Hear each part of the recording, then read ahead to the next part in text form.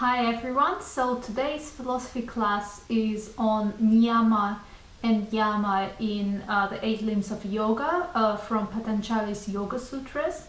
So as always, if you might have some different opinion to mine, that's absolutely fine. Feel free to share in a friendly way your comments below, and I hope there'll be a discussion after this video. So the knowledge of Yama and Niyama, these 2 limbs of the 8 limbs of yoga, for me comes from my yoga teacher training in India with a wonderful teacher Manesh, and he has studied philosophy and yoga in university, so his knowledge is very profound.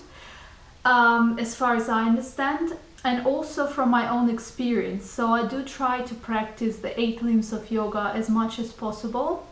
And when you practice those limbs, you actually understand it better. That's my perspective on it. And hence I did want to share what I got from those 2 limbs of yoga myself, on why I think they are important.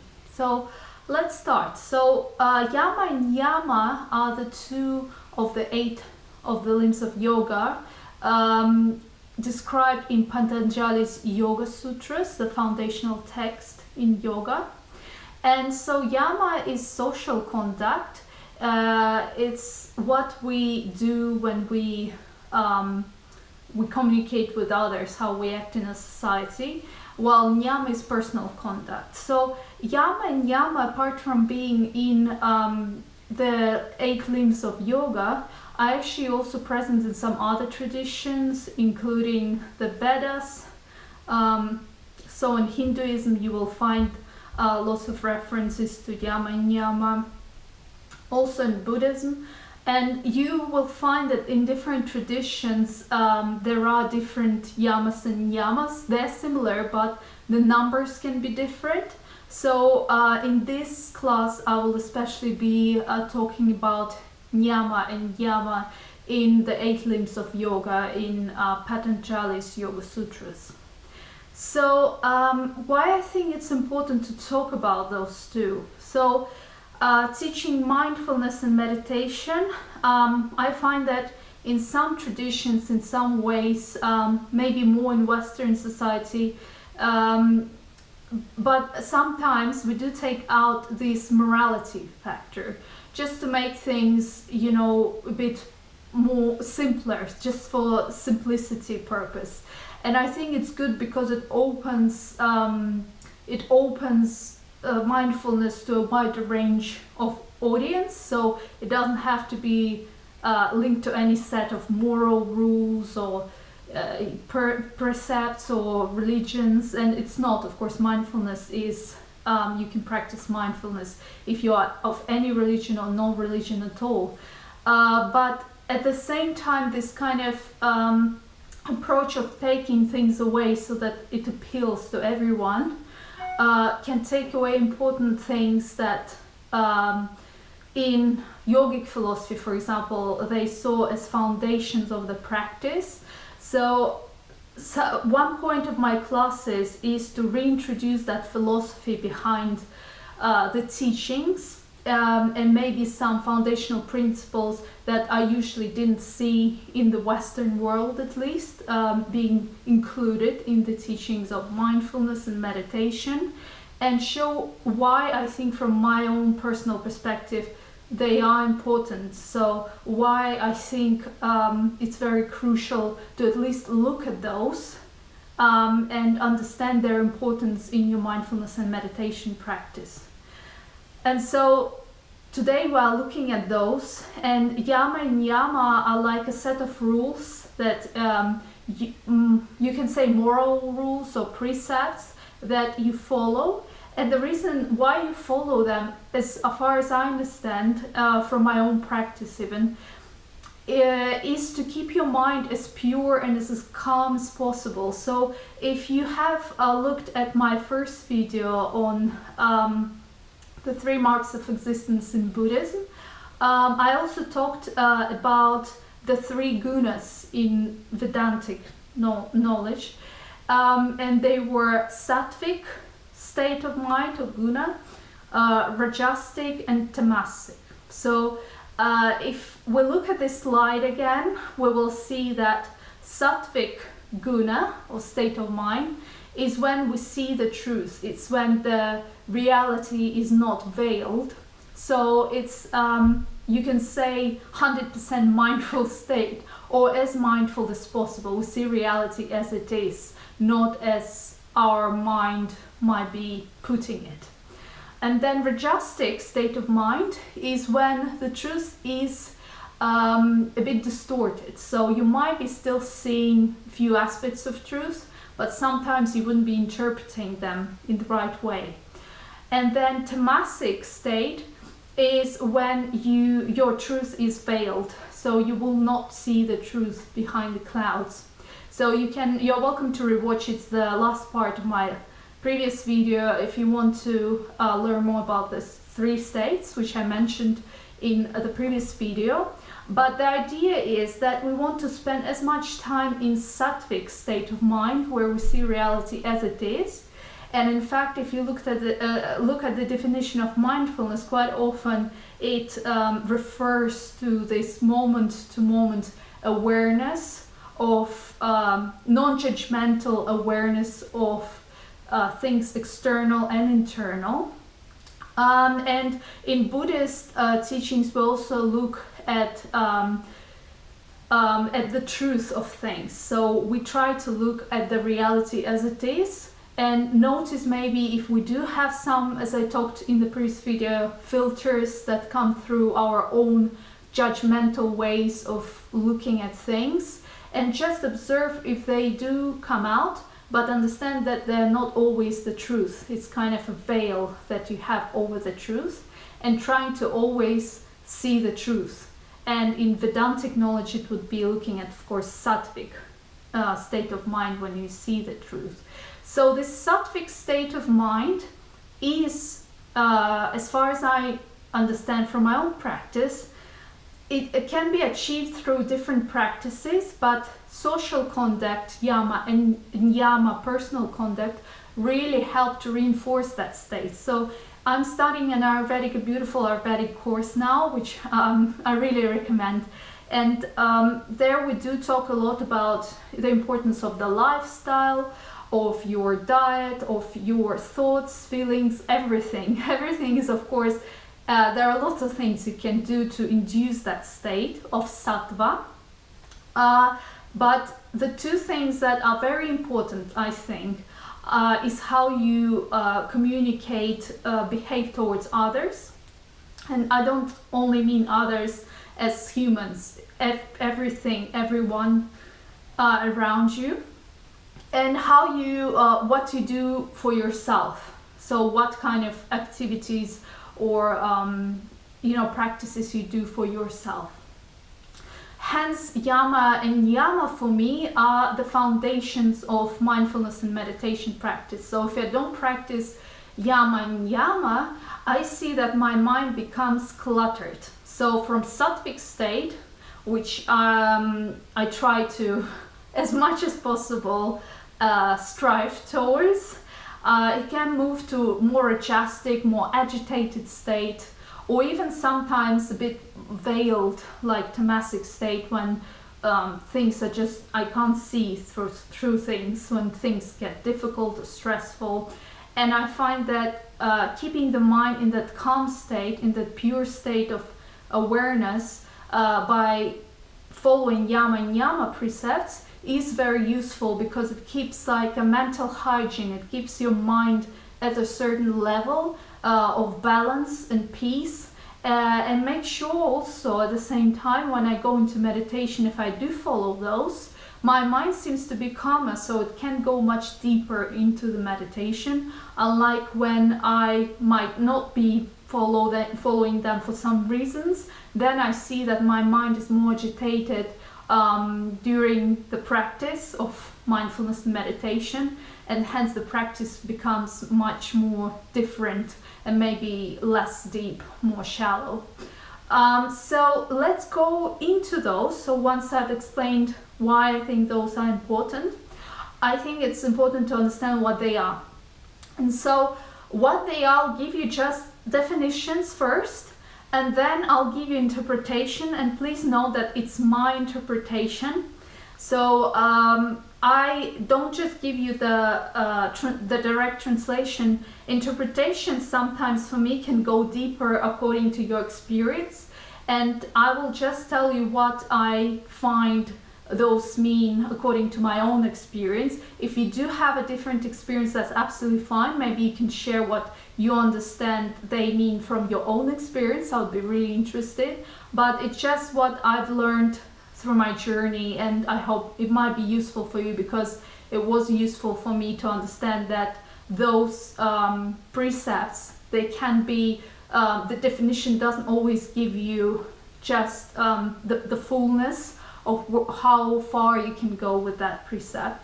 And also I think quite often you find that one precept can follow from another, or be very closely connected to another. So we'll see. So let's start with social conduct, Yama.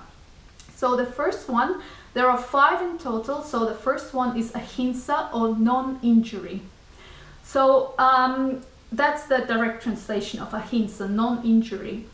So we try not to cause harm in any cases. And of course, for many people it will be different things. So for some it will be, you know, not saying bad words to your loved ones, to your family, to anyone. For some other people it might be following a vegetarian diet. And then for others it could be being kind to oneself. But actually it's so vast if you think about it. It does encompass all aspects of it. So you can't just pinpoint do this or don't do that. So it does depend how far you are willing to go with it, frankly, because for example, in Jainism, they follow Ahinsa very strictly. So there will be no animal products, so plant-based diet. They'll be very strict even about how, when they walk, they would sweep the path in front of them so they don't accidentally step on any insects. They wouldn't eat after sunset, because the insects might fall into your food and you might accidentally eat them. So there are lots of schools, and of course Buddhism, you know, in Buddhism we usually see people following vegetarian diet. So lots of schools do look at it as a very big precept.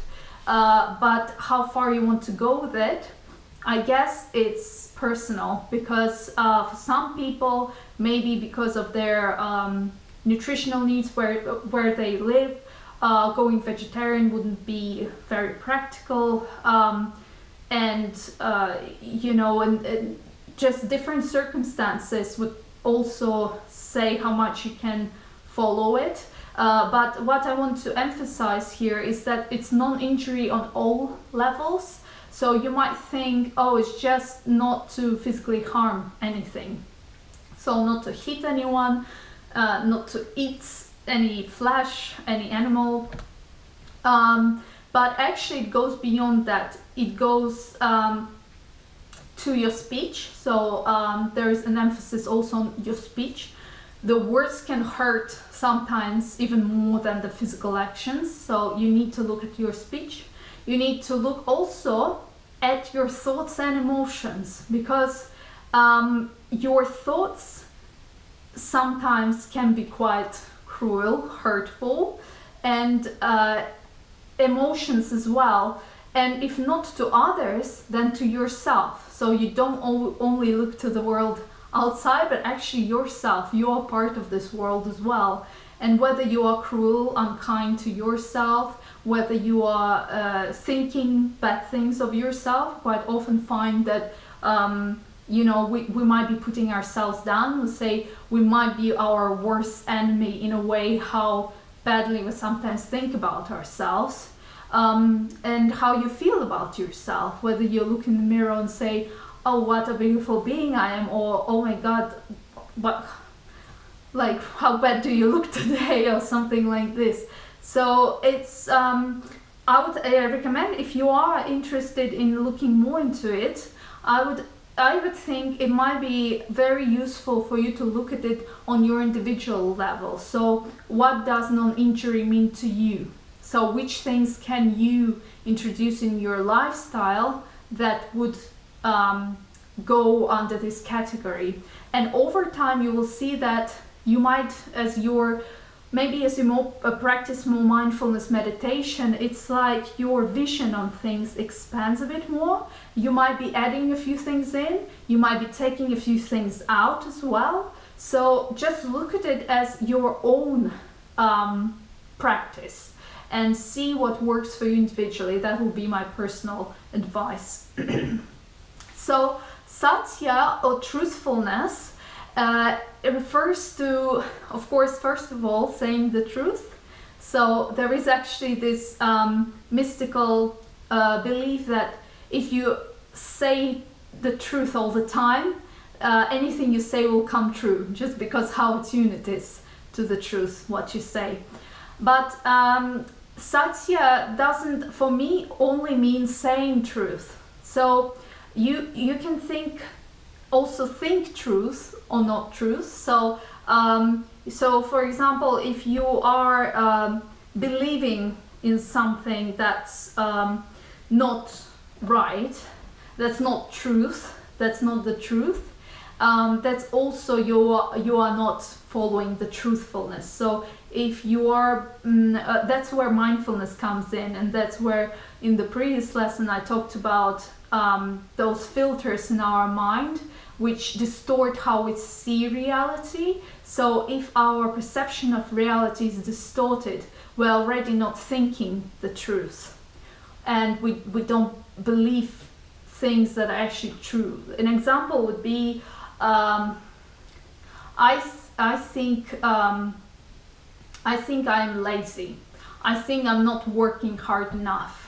So this thought might be coming from your, personal opinion about yourself, your judgmental opinion about yourself. But even thinking that, as we know that from the previous lesson, if we look at ourselves, there isn't one category that one falls under. So we are always changing. So just saying that one is one thing or one is one characteristic or another would actually be wrong, because one day you might be a bit sluggish, feeling sluggish, not up for doing much. The next day you might be the most energetic person in the world. So that would be untruthful thinking, to think that you are lazy, because no, you one day yes maybe, but another day you're not. And what does the laziness mean? It's also very subjective. Thinking something like this could already be untruth. And then feeling something also, in the feelings are a bit more, I think, if you are in tune with your feelings and you are able to recognize the feeling, then maybe it wouldn't apply as much. But sometimes we don't know what we feel.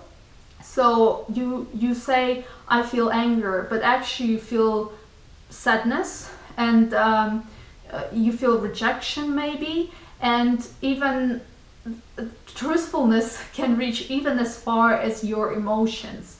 So what I'm trying to say here, the truthfulness, again, for some, if you just look on the top layer, it can just be, okay, I shouldn't be saying lies. But actually, if you go deeper, look into your thoughts and how many times what you think might not actually be true, or what you feel and you convince yourself you feel might actually not be true either. You might think at a moment of anger you hate someone, but do you actually hate them? Go deeper. Or are you just disappointed maybe in yourself rather than them? So truthfulness, again, I would say look at it from your own perspective. What does it mean to you? And how you can apply it to your own situation. Which things would you look at? Would you look at the speech? Would you look at the thoughts? Would you look at the emotions, or all of it? So let's move to Asteya, or non-stealing. Not stealing, again, if you look at the top level, at the kind of the top layer, you will think about maybe not taking personal possessions, so not physically taking something from others that doesn't belong to you. But non-stealing, again, I think it would mean different things. As wide as you can go, it will mean different things, and this concept again can be quite a wide one. So you can think of stealing things, yes, but there are also things like stealing ideas. So if you have heard some idea expressed somewhere and you present it as your own, then it would be stealing. Also, I think something like stealing someone's time and energy could also be that. So if, for example, you might be feeling bored, or you just need a bit more entertainment, and I think that happens to quite a lot of us without realizing that, because quite often we just do it instinctively, maybe, without thinking the consequences. But we might be then looking for things to entertain us from outside. So we go to our family, friends, loved ones, and we kind of try to get that energy out of them without even realizing it. So an example would be if I'm kind of down or sad or angry, emotions that I just hard to deal with, right? Instead of meditating so that I can calm myself down, I can go to my husband and try to kind of get comforting from him, which is not a big deal, it's absolutely fine to do that, and we do need people to support us, we need people who care about us. But look at the ways how you do it, maybe, and what's your feeling behind it. So I think there is a difference between when you go to someone and you're kind of sharing things between you, and when you go from that depleted point of view and you think that the only thing that can fill you up is that other person's care, love, and energy. And I think quite often sometimes people might even go into relationships with that approach, looking for someone who will fill us up. And to me, that's also sometimes can be in the Asteya non-stealing category, because instead of filling yourself up, which I think can be done through meditation and mindfulness, I kind of speak from the experience, because I think I'm generally a needy person, and I do need to watch my tendency to kind of ask too much of others sometimes. And I did notice that when I sit with myself in meditation, it fills me up so that I don't have to go and deplete someone else of that energy. Of course, it's like not the problem. If you do need to talk to someone, please don't see it as stop and don't do it anymore.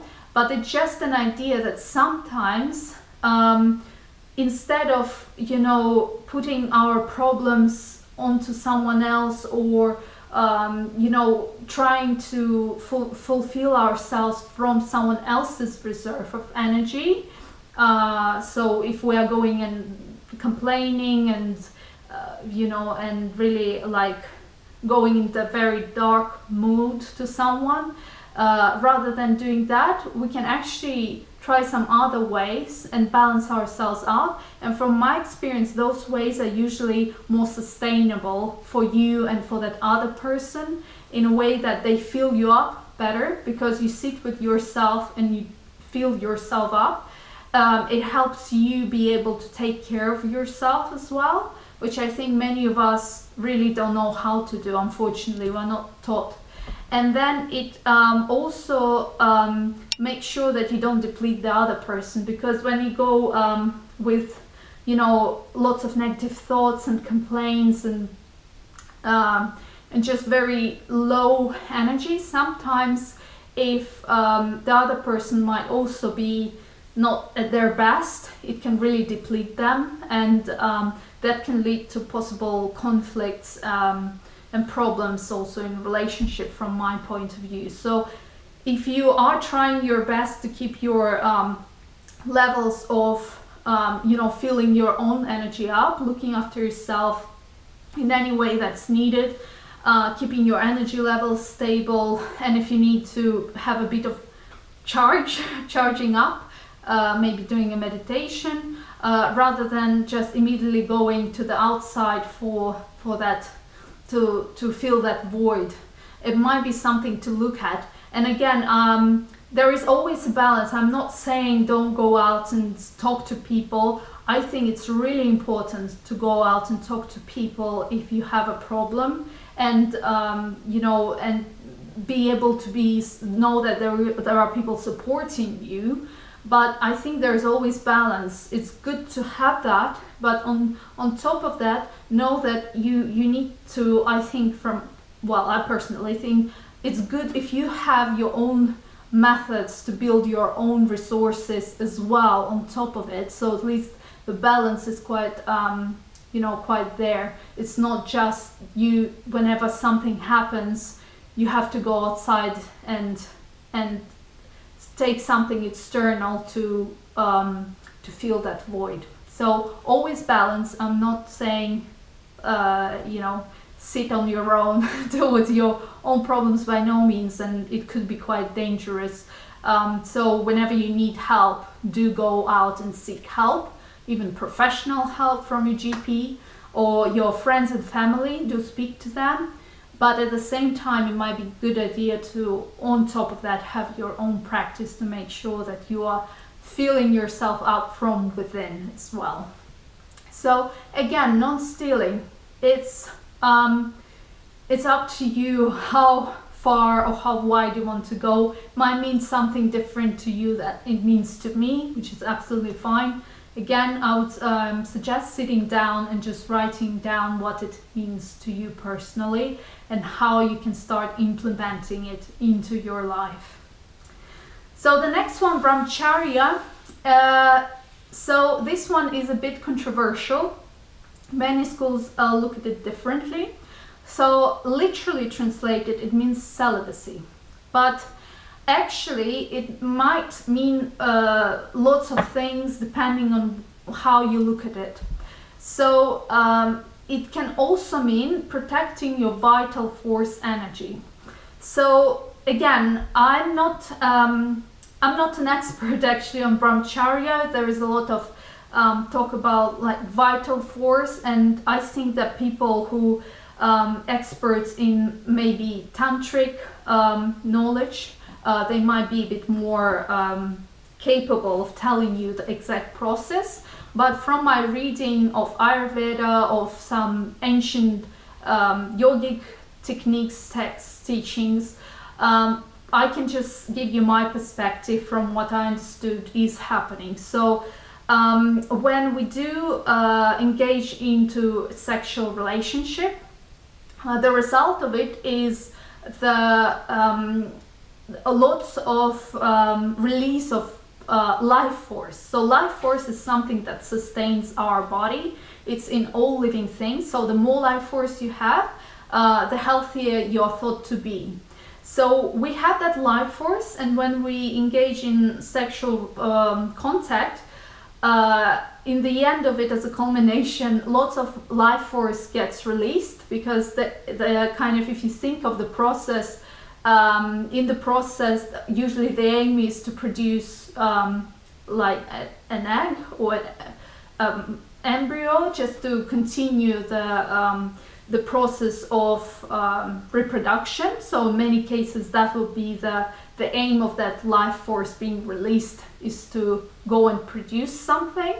And so in any case, when you do engage in that in sexual relationship, lots of life force will be produced as a result of it. And produce meaning it will go from you out in the just out of you, and so you will have less vital force. So the idea is in many traditions, celibacy would be the way to ensure that you protect that vital force. So if you go to an ashram and you want to become a swami or a monk, you would follow that very strictly. But for household people, you don't actually have to be celibate, of course. Excuse me, but you just have to think about the process that happens behind when you are engaging in sexual relationship according to some texts, that you will be losing your vital force in the process. But the thing is, it's not just about sex, and I think that's very important here, because many people look at it as very strict, a bit dogmatic way of looking at things. So I like to think about it as a broader sense, and that's how I was taught by our teacher in India as well. It's not just about sexual relationship, whether you have it or you don't have it. In some practices, by the way, they also say that if you don't engage in sexual relationship, of course you build up more of that life force, according to some theories, and that building up that life force, you can then use it to escalate your spiritual development. So that would be another reason for kind of engaging in celibacy practice. But for household people, it just means being careful about where your vital force goes. So it does include things like being mindful when you have a sexual relationship that you are using up some of your vital force that will go out, just being mindful of that. There are lots of teachings in Ayurveda and yoga about techniques that help to expand your life force. For example, you might have heard of pranayama, a technique to expand life force, so maybe doing that. Also not engaging into activities that can deplete your life force. So maybe to me it would mean like maybe having a healthy regime, a healthy diet. In many texts in Yoga Ayurveda, they look at Brahmamurti as an hour before sunrise, where we can feed on that life force from the environment, and like waking up in that hour would be very beneficial for your life force. There are lots of other practices like Tai Chi, Qigong, and just generally looking at your health and well-being and protecting your energy, protecting your life force. So on the physical level, that will be that, and maybe some exercises that will be a bit more energetic level, you can say, such as Tai Chi, Qigong, Pranayama, maybe doing yoga as well, building your physical body, so you can do some exercise, go for walks in nature. But also I see it as looking at where you spend your energy. So quite often we just do things without really thinking how much of our energy goes into it. So we might be doing something that might be depleting us without thinking that it would be, such as engaging into some unhealthy activity, watching something that actually you don't really enjoy, reading something that you don't enjoy. All these things I feel are contributing to depleting your life force. So even doing a job that you don't like, you are giving your energy, and then you are depleting yourself and not getting that energy back, because you don't like the job. You're not meant to be doing it. So looking at the activities, how you spend your time, with whom you spend your time as well, because you might find that some people might be depleting for you when you spend time with them. So all the things like about your lifestyle, your time management maybe, how you look after your body, how you look after your emotional well-being as well, because we can get depleted emotionally as well. The thoughts we have, sometimes that can be very depleting if we think in a negative way about things a lot. And many other ways. Again, I think it's such a wide precept. You can look at it from many different ways. Celibacy is just a small, tiny, for me, aspect of it, and it doesn't actually have to be celibacy anyway. So you just look at your energy and how you take care of it, how you harness it, how you also protect it when you need to, not to do activities that you don't want to do, not to maybe communicate with the people you don't want to communicate with. So this is how you take care of your life force, of your energy, by being respectful to yourself, and also looking at your thoughts and emotions and general regime and lifestyle that you might have. So that's Bramcharya from my personal perspective and what I have learned from text. Again, it's a very, I think, controversial one, so do take from it what you think is useful for you. If you might know something else maybe from Bramcharya related, you can also share it in the comments. And the last one from Yama is Aparignaha. Sorry, I mispronounced it. Aparignaha, which is non-greed, or using only what you require. So it basically refers to being content with what you have and not taking things that you don't need.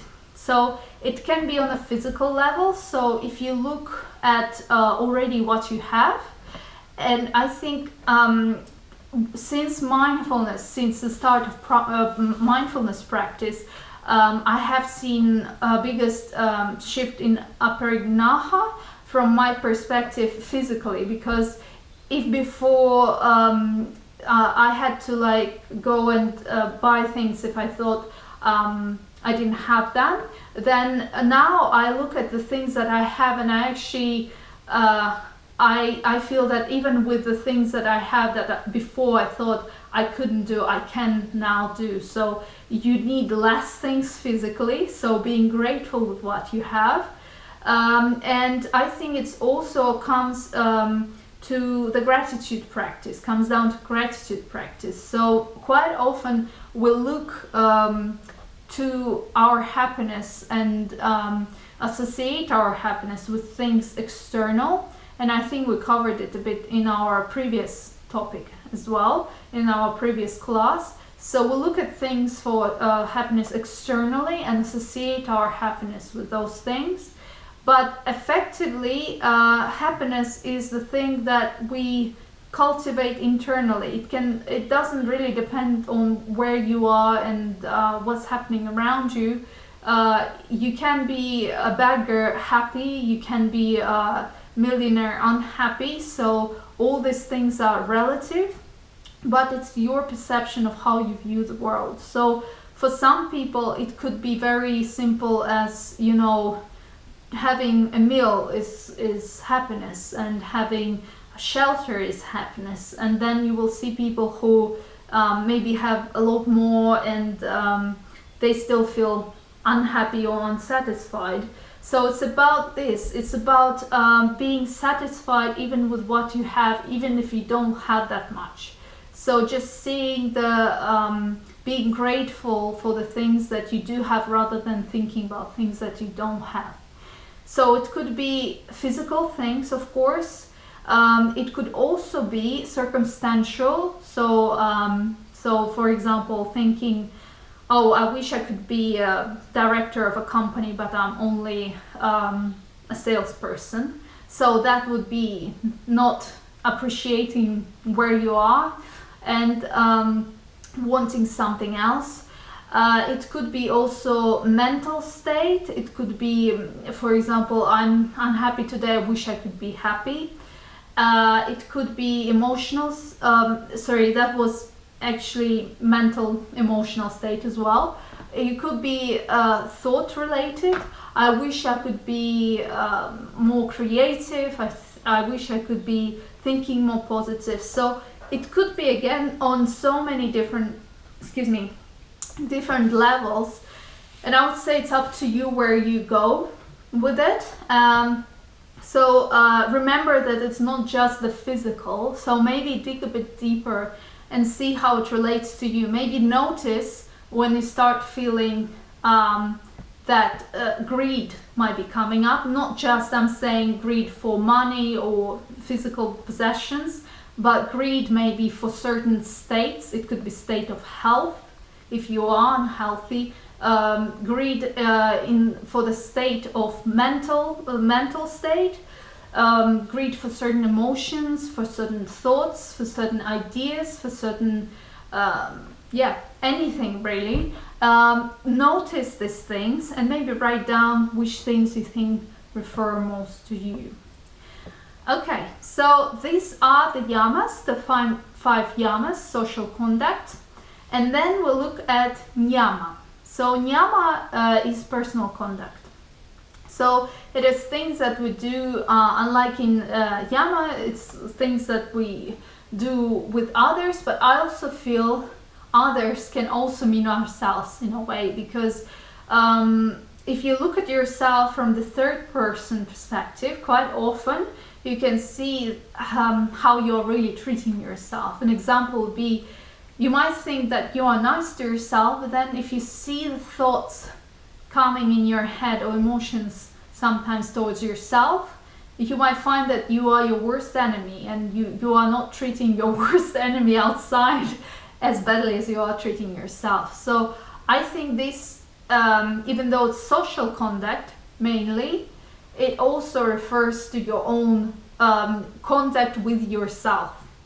So that's my, at least my idea about it. Of course, feel free to share if it means something different to you as well.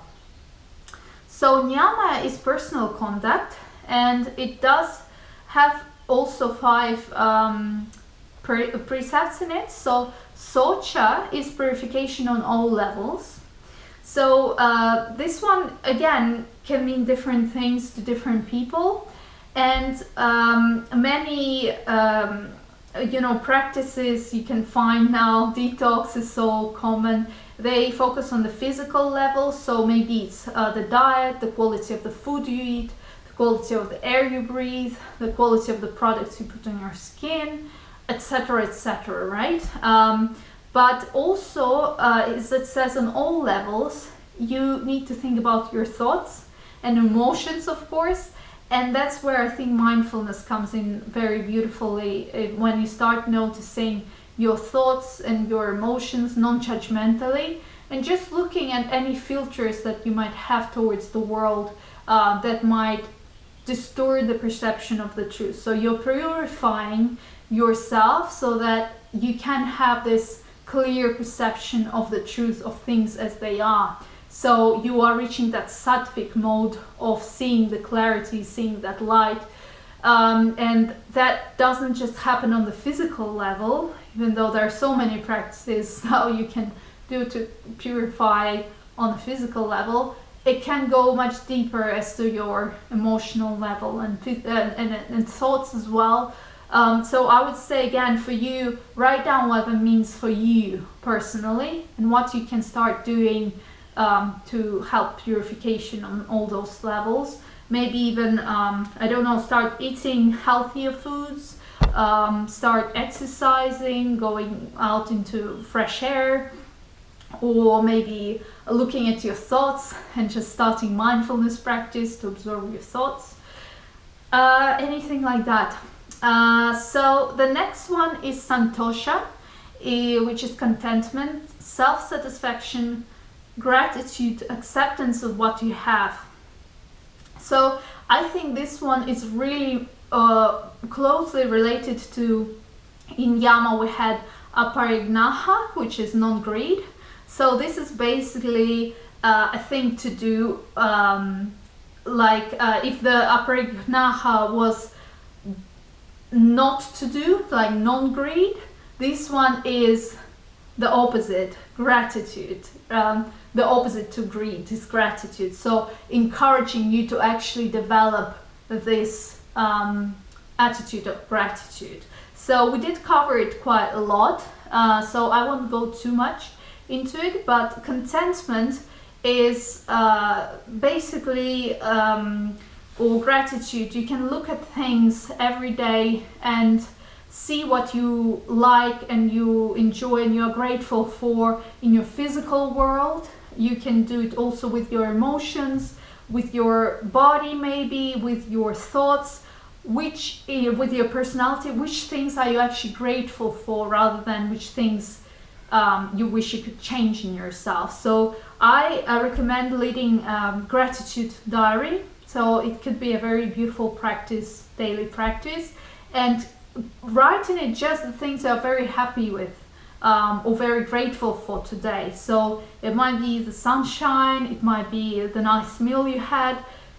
Interestingly, people start and they usually think, well, I don't really know what I'm grateful for now, maybe just this and that, but the more you practice it, usually the more things you find to be grateful for, and then the whole experience, as it was for me, it just becomes absolute gratitude experience. It's just absolute 100% gratitude practice throughout the day, because no matter what happens, you're just so grateful for what you already have. And even if things change and you might have less of something, or maybe something that you don't want, you're still filled with that gratitude, and that keeps you going. So it's something that you might be feeling slowly, bit by bit, but it will keep you going in hard times. That's what I find. So the next one is tapas, which is penance, or being strong in spiritual fire.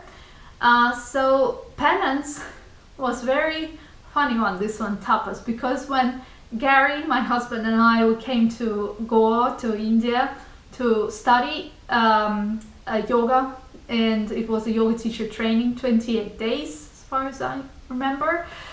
It was in a jungle, and we lived in metal sheds. These were the rooms. I loved it, but it was quite a rustic experience. And the first day we came, on those sheds there was in red written tapas, and we were like, Mexican food around here? We didn't know what tapas was at the time, but of course later we learned penance, burning your karma, being strong in your spiritual fire, because of course for Westerners it was very basic conditions. We didn't have much there. It was like you could find wild animals in your shed at night and things like this, so it was very rustic. So that was kind of the joke there. We finally understood what it meant when it came to our 8 limbs of yoga. But it does mean perseverance, and it does mean being strong in your fire, so not giving up. So tapas is said to be very important, especially when you start practice. So that's what I always ask of the students, and I always try to encourage. When you start your mindfulness practice, tapas is one of the main things, because it's so easy when we start mindfulness practice to just go into a mode where you don't immediately see the results. And I think we quite often can be result driven, and if you don't see the immediate results, you might get disheartened. And tapas means perseverance, continuing no matter what. So continuing, building strength, being strong in what you do. So penance can mean different things again. So in some traditions, they do encourage very rustic living, very rustic lifestyle, so that you build your strength, inner strength, so that you don't have to be so dependent on some luxuries or so many things around you to keep your strength up. And that's where it's interesting, maybe if you remember Asteya, not stealing, we talked about external factors filling your void. It's kind of trying to tell you that the minimum you have, the less you have, the more it's going to bring that inner resourcefulness in you to help you build that strength, that you know that you actually don't need those things, external things, to be strong.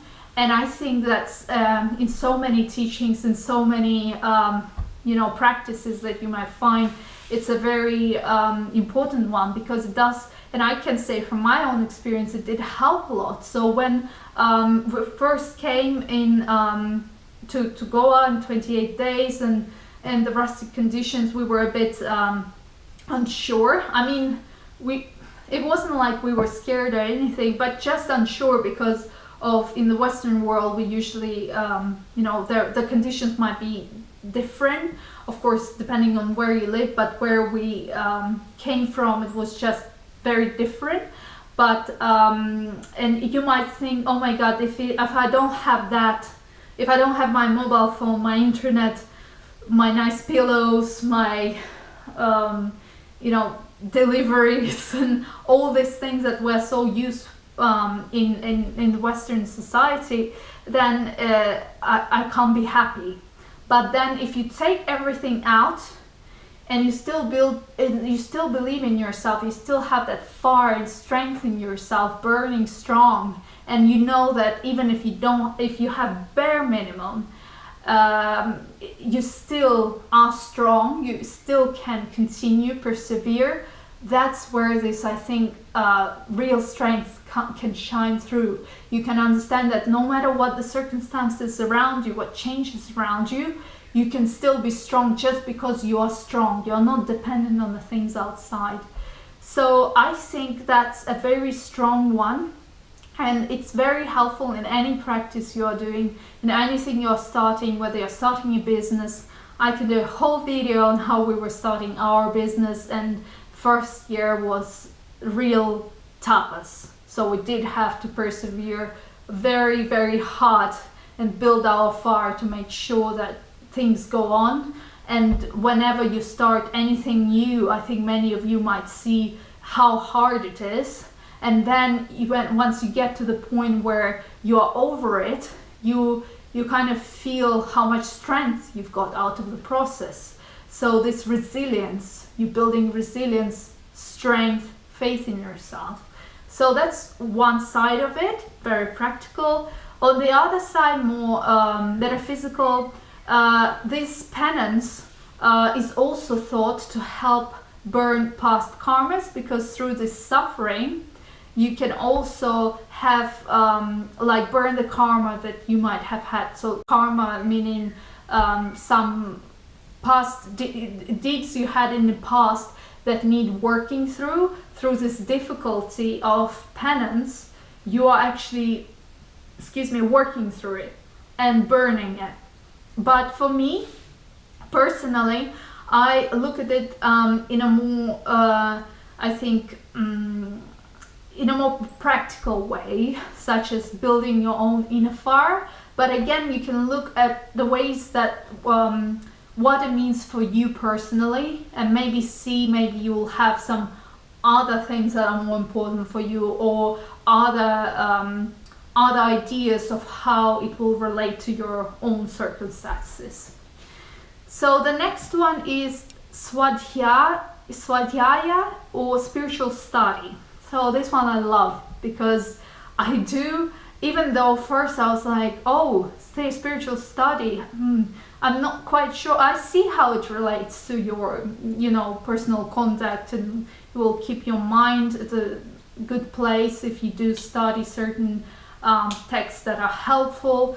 But I couldn't see it as such a big deal until I started practicing it. And now if I don't practice it, I do feel the difference. So our teacher told us that it's something like every day read something spiritual or useful for you, enlightening, for about 30 minutes. So these days I'm doing I'm starting the SRF, Self-Realization Fellowship by Paramahansa Yogananda.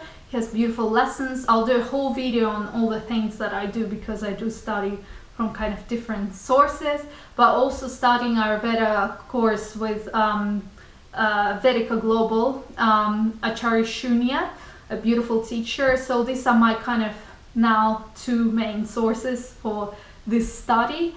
But of course I also read some other things on top. But I try to do it every day in the morning, usually for 30 minutes, because I know more is can be more difficult, but I guess the more you do it, the better.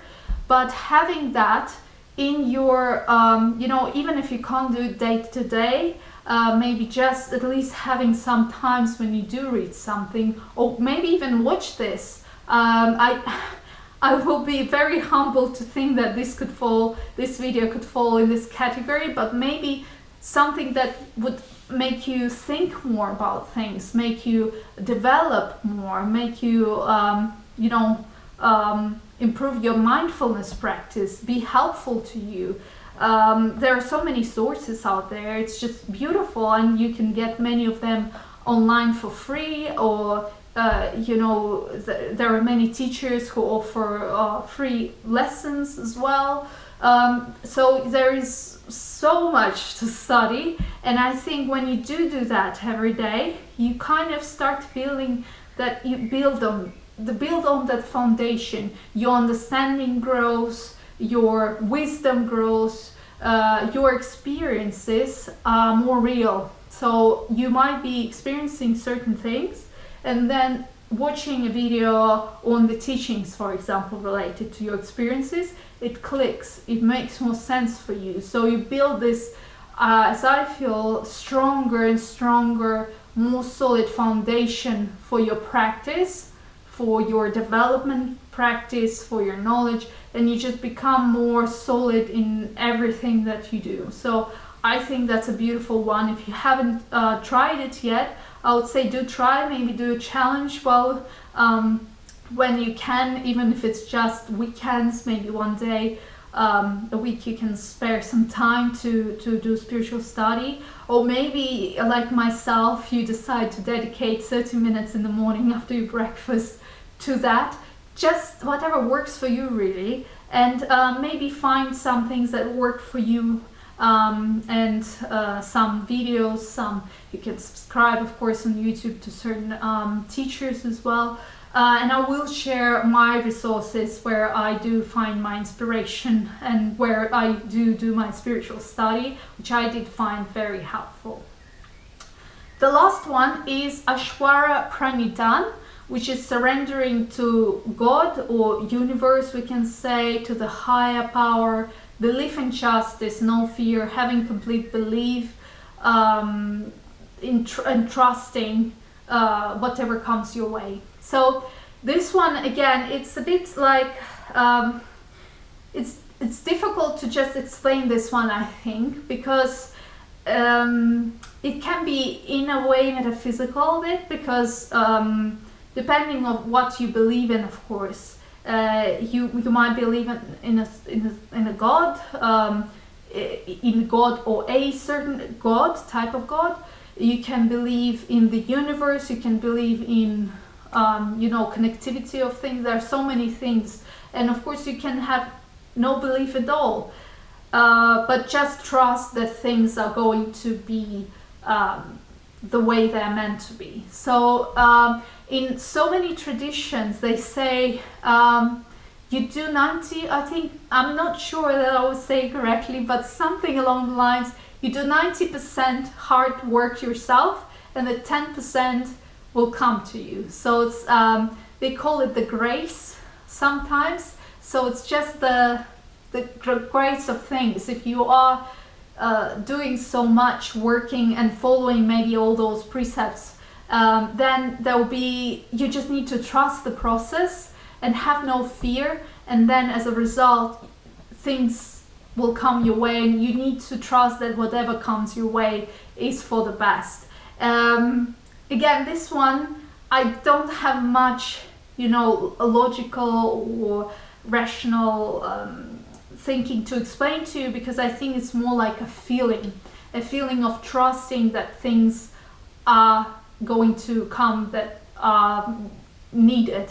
Things, trusting, believing that the process is the right one, no matter what you might think is happening, that things are going to turn in the best way, even though you might not think that currently it's the best way.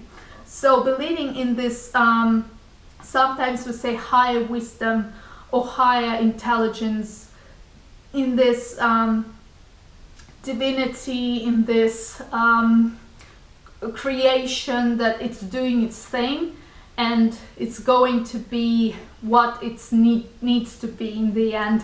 Whether it's perceived as good or bad, it's just going to be what it needs to be. So that belief in the higher, even though we might not understand what that higher is, what the end result will be, what it means for us to have that, that's kind of the ultimate belief that whatever comes your way is fine. And I think the more I practice mindfulness and meditation, and it's funny because my husband Gary, he also, I think he is much better at it than me even. The more you practice mindfulness and meditation, the more you let go of your perceptions of how things need to be. So you say things need to be this way, if they're not this way it's bad, if they're this way it's good. The more you let go of your preconceptions of what things have to be like and just let things be, the more you develop that sense of no matter what's going to happen, it's going to be the right way. So the right way is not actually the correct interpretation, but it's just going to be what it's meant to be. And there isn't any fear about it, there isn't any confusion or any negative things about it. Whatever comes your way, it's absolutely fine, whether it's perceived positively or negatively. So I think it's also relating to our previous lesson where we looked at the impermanence of things and how we sometimes try to hook to the certain reality of things, whether it's what's going to happen or what's good for us, what's bad for us, is kind of letting go of that and trusting that without that, even if you let go of those conceptions of what's good, what's bad, things are still going to be all right in the end. So trusting in that process. So if you do have a better way of maybe explaining it or saying what it means for you, please do share, because I think that's, for me, it's one of the hardest ones to explain, because to me, again, it's more a feeling that you develop in the process, which I don't always feel is easy to translate into a rational language. So those are the Yama and Niyama, social and personal conduct.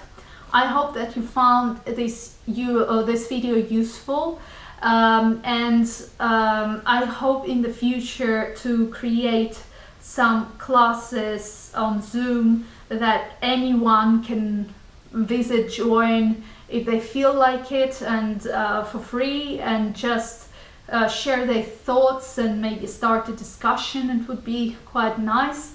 And again, I'm not an expert on this subject. I have studied it from a beautiful teacher, and I have researched it and looked into it, and I think I also practiced it in my day-to-day life. So from my experience and my knowledge, this is what came out, but it can change over time. I think as I develop in my practice, as I might learn new things, but I would also be very interested if you have something else to share in regards to if you have looked into those, or maybe your own perception of what those means. It would mean a lot to me, and I would really appreciate your opinion. It doesn't have to be in tune with mine, it can be different. I just ask everyone to be respectful of each other's opinions, even if they are different, please.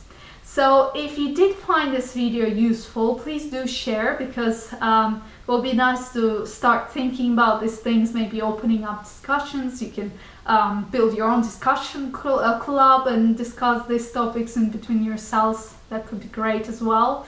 Yeah, and share and just leave any comments if you would like to go more into detail into some of these topics, or maybe just have a discussion about anything. That will be great. I hope you have a nice day, and thank you for joining me today for this philosophy class.